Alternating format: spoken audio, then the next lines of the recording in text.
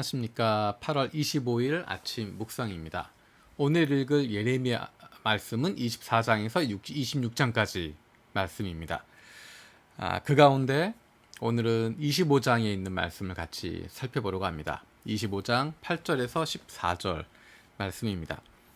그래도 듣지 않으니 이제 만군의 주님께서 이렇게 말씀하십니다. 너희가 나의 말을 듣지 않았기 때문에 내가 나의 종 바빌로니아 왕 느부갓네살을 시켜서 북녘의 모든 민족을 데리어 오겠다. 나 주의 말이다. 내가 이렇게 그들을 데려다가 이 땅과 그 주민을 함께 치게 하며 그 주위의 모든 민족을 치게 하겠다. 내가 그들을 완전히 진멸시켜 영원히 놀라움과 빈정거림과 조롱거리가 되게 하고 이 땅을 영원한 폐허더미로 만들겠다. 내가 그들에게서 흥겨워하는 소리와 기뻐하는 소리, 즐거워하는 신랑 신부의 목소리, 맷돌질하는 소리, 등불빛을 모두 사라지게 하겠다. 이 땅은 깡그리 끔찍한 폐허가 되고 이 땅에 살던 민족은 70년 동안 바빌로니아 왕을 섬길 것이다.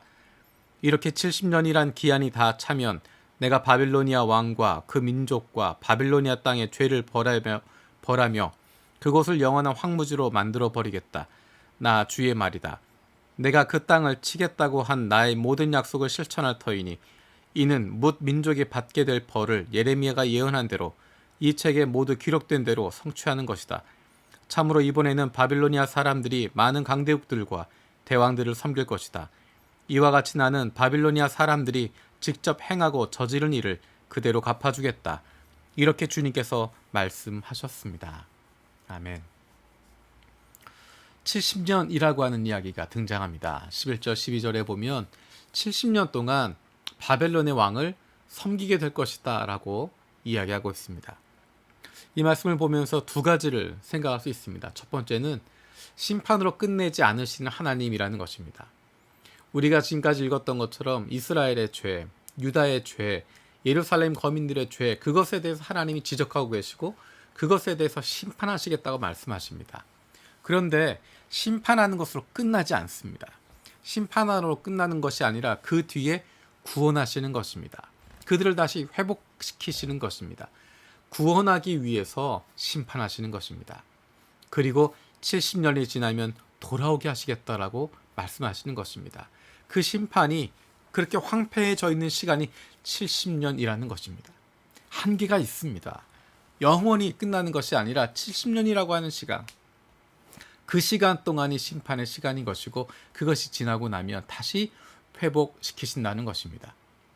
내가 원하는 방법이 아니더라도 때로는 우리의 삶 가운데 내가 바라지 않았던, 내가 생각하지 않았던 길들로 하나님이 이끌어가기도 하십니다.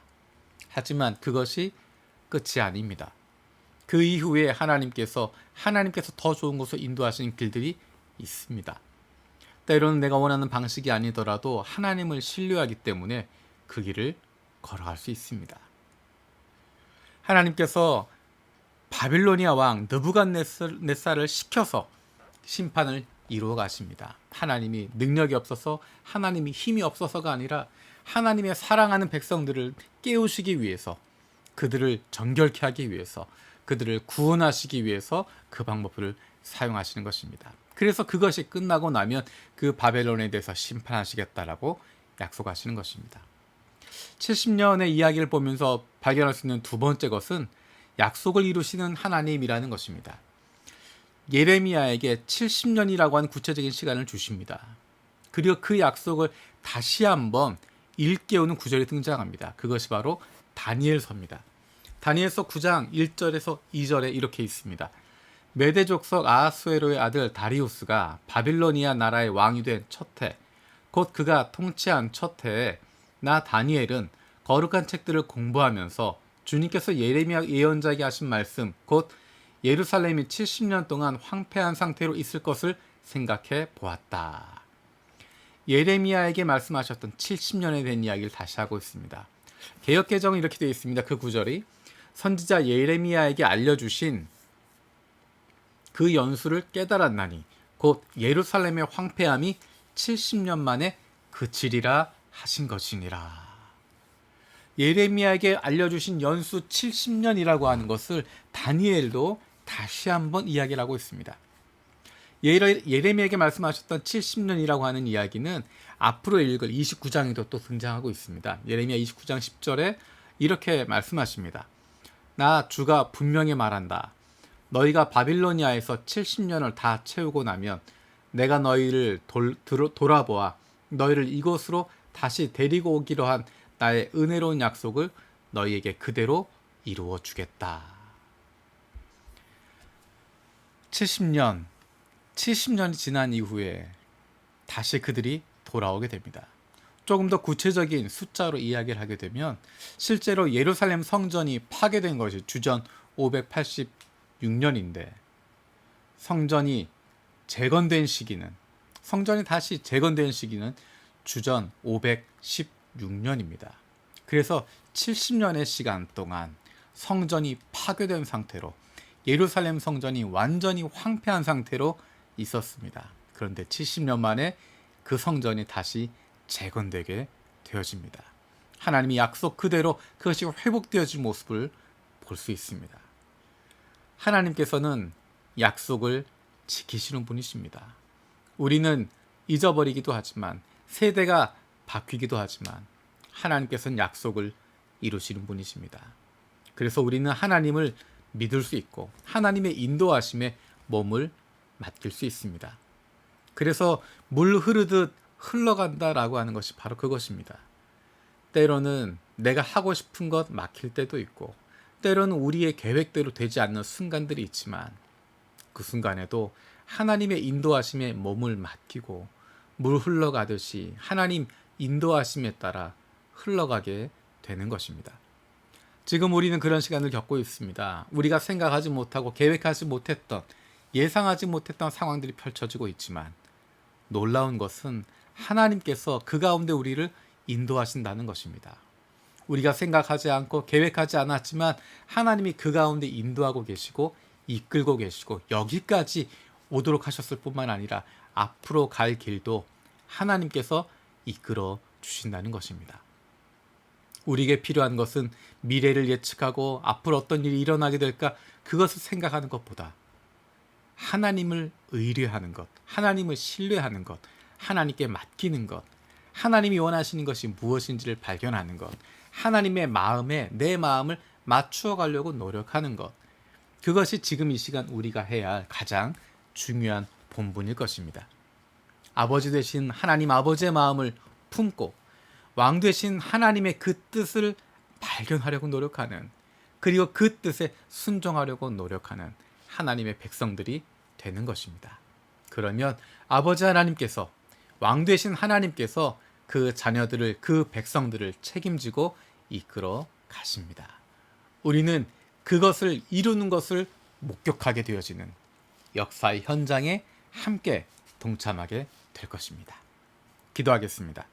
살아계신 아버지 하나님 감사드립니다. 하나님, 예레미야가 약속하셨던 70년 기억합니다. 심판으로 끝나는 것이 아니라 그 이후에 회복해 주시고 구원해 주시고 새롭게 하실 계획이 있음을 기억합니다. 우리는 잊어버리지만, 우리는 기억하지 못할 수 있지만 하나님께서는 분명히 하나님의 뜻을 이루시고 하나님의 약속을 성취하시는 분이심을 다시 한번 기억합니다.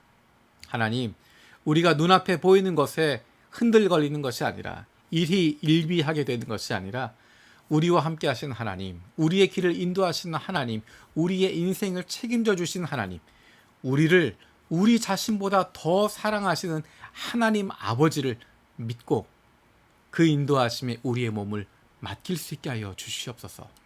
그래서 물 흘러가듯이 하나님의 인도하심을 따라 유유하게 흘러갈 수 있는 하나님의 사람들 되게 하여 주시옵소서.